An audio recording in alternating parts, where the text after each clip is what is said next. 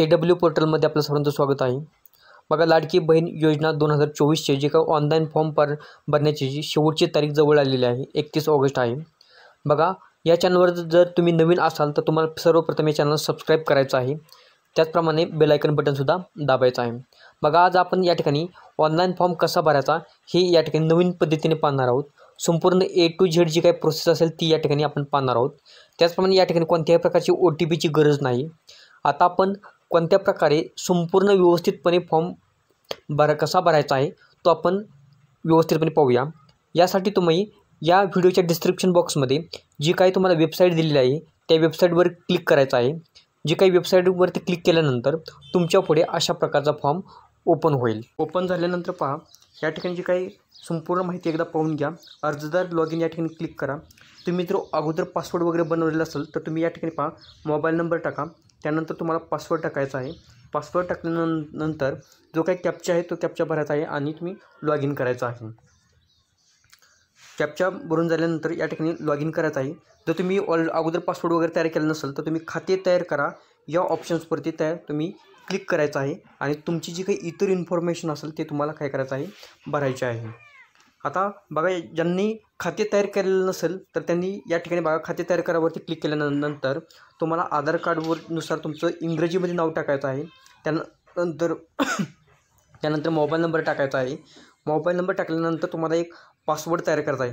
Password आता बघा, password कसा तयार करायचा आहे, साधारणपणे एक अक्षर तुम्हाला फुल स्केपमध्ये टाकायचं आहे आणि त्याच्यानंतर जे काही असेल ते तुम्ही लहान लिपीमध्ये टाकलं तरी चालतील. त्याच्यानंतर @ वगैरे लावून तुम्ही काय करायचं आहे, एखादा नंबर तुम्हाला टाकायचा आहे. 1 2 3 4 3 4 5 काय असेल तुमच्या जन्मतारीखवर काही तुम्ही टाकू शकता. त्याच्यानंतर तुम्हाला त्या पासवर्ड पुन्हा एकदा टाकायचा आहे, म्हणजे पासवर्डची पुष्टी करा असं तुम्हाला त्या ठिकाणी क्लिक करायचं आहे. त्याच्यानंतर पहा, त्यानंतर तुम्हाला जो काही तुमचा जिल्हा असेल तो जिल्हा निवडायचा आहे. सर्व जिल्हा तुम्ही या ठिकाणी पाहून घ्या. तुमचा जिल्हा त्या ठिकाणी टाकायचा आहे. जिल्हा टाकल्यानंतर तुमचा जो काही तालुका असेल तो तालुका तुम्हाला सिलेक्ट करायचा आहे. तुमचं जे काही गाव असेल ते गाव तुम्हाला यानंतर सिलेक्ट करायचं आहे. संपूर्ण लिस्ट पहा, तुमचं गाव तुम्ही सिलेक्ट करा. त्यानंतर महानगरपालिका, नगरपालिका जे काही असेल ते तुम्ही निवडायचं आहे. जर तुम्हाला ग्रामपंचायत असेल तर शेवटचं ऑप्शन पहा, लागू नाही, त्या ठिकाणी तुम्हाला क्लिक करायचं आहे. तुम्ही कोणत्याही प्रकारचे पर्सन आहात, म्हणजे कसं तुम्ही सामान्य महिला असाल, अंगणवाडी सेविका असाल, ग्रामसेविका असाल, आशा सेविका असाल, जर जे काय असेल ते तुम्ही त्या ठिकाणी नंतर ऑथराईज तुम्हाला काय करायचं आहे, सिलेक्शन करायचं आहे. त्याच्यानंतर ॲक्सेप्ट टर्म्स आणि कंडिशन यावरती तुम्हाला क्लिक करायचं आहे. या ठिकाणी ॲक्सेप्टवरती क्लिक करा आणि जो काही कॅप्चा दिलेला आहे तो कॅप्चा तुम्हाला या ठिकाणी भरायचा आहे आणि साईनअप या ठिकाणी तुम्हाला काय करायचं आहे, क्लिक करायचं आहे. साईनअपवरती क्लिक केल्यानंतर पुन्हा पहिल्या पेजवर यायचं आहे. तुम्हाला पहिल्या पेजवर आल्यानंतर या ठिकाणी तुम्हाला अर्जदार लॉग इन या ठिकाणी क्लिक करायचं आहे. यानंतर तुम्हाला पुन्हा तुमचा मोबाईल नंबर आणि जो पासवर्ड तुम्ही तयार केलेला आहे तो या ठिकाणी मोबाईल नंबर आणि पासवर्ड तुम्हाला टाकायचा आहे. मोबाईल नंबर आणि पासवर्ड टाकल्यानंतर जो काही तुम्हाला कॅप्चा दिलेला आहे तो कॅप्चा काय करायचा आहे, तुम्हाला या ठिकाणी भरायचा आहे. बघा, सर्व काही भरून झाल्यानंतर तुमच्यासमोर पुन्हा अशा प्रकारे पेज ओपन होईल.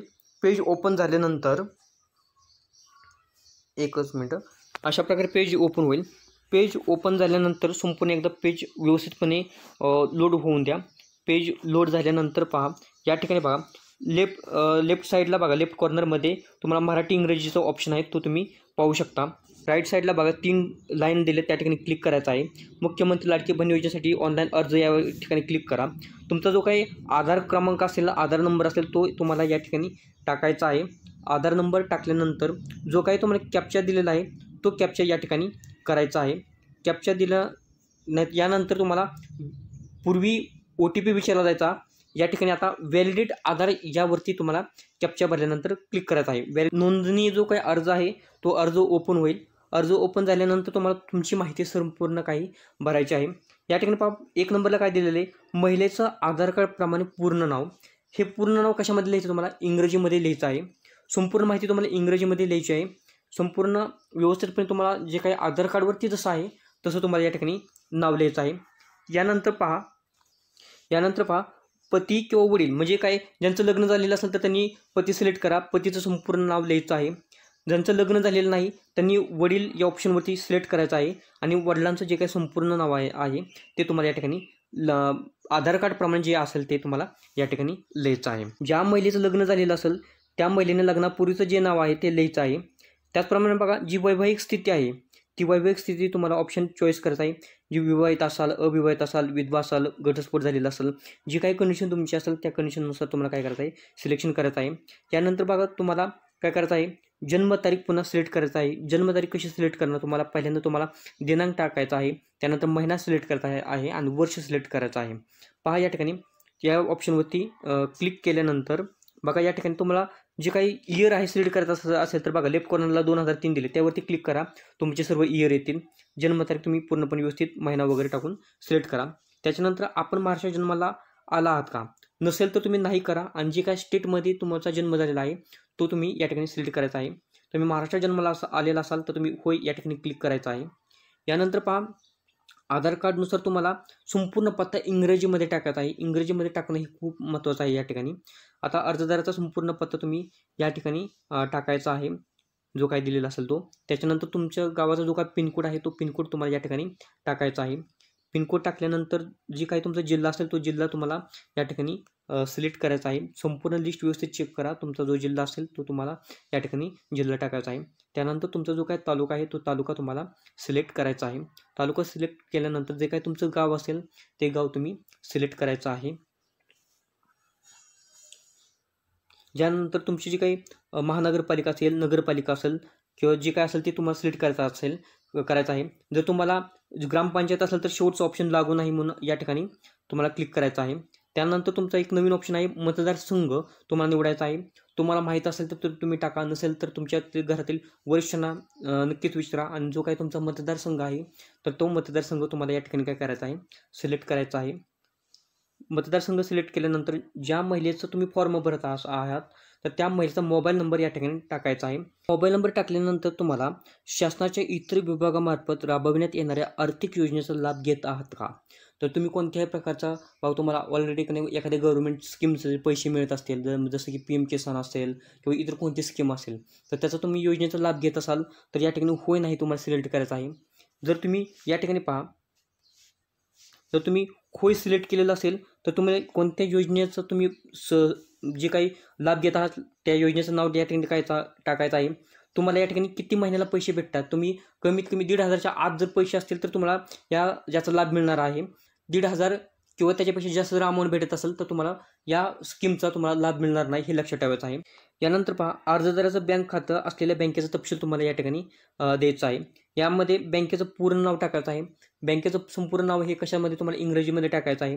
बँक खातेधारकाचे नाव जे काय असेल, जे तुमच्या बँकेच्या खात्यावर तुमचं जे नाव आहे ते तुमचा पूर्णपणे इंग्रजीमध्ये तुम्हाला नाव टाकायचं आहे.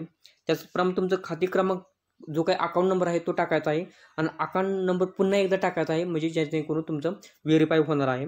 त्याच्यानंतर तुम्हाला IFSC कोड टाकायचा आहे. तो IFSC कोड व्यवस्थितपणे टाकायचा आहे.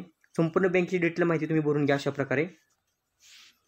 आता ज्यानंतर बघा तुमचं बँक खातं आधार कार्डशी संलग्न झालेलं आहे का, तर तुम्ही या ठिकाणी होय म्हणून सिलेक्ट करायचं आहे. यानंतर पहा आधार कार्ड बँकेसोबत जोडलेलं आहे, तुम्ही येस केलेलं असेल, होय केलेलं असेल, यानंतर तुम्हाला काय करायचं, डॉक्युमेंट अपलोड करायचे आहेत. सर्व डॉक्युमेंट हे तुम्हाला 50 KB ते 5 MBच्या दरम्यान तुम्हाला असणं गरजेचं आहे. बघा यामध्ये पहिल्यांदा आधार कार्डची समोरील बाजू, म्हणजे ज्याच्यामध्ये यावरती तुमचा पहिल्यांदा फोटो असतो, जन्मतारीख असते, आधार जे काय जन्मतारीख आणि फोटो असतो ती तुमची फ्रंट बाजू तुम्हाला या ठिकाणी अपलोड करायची आहे.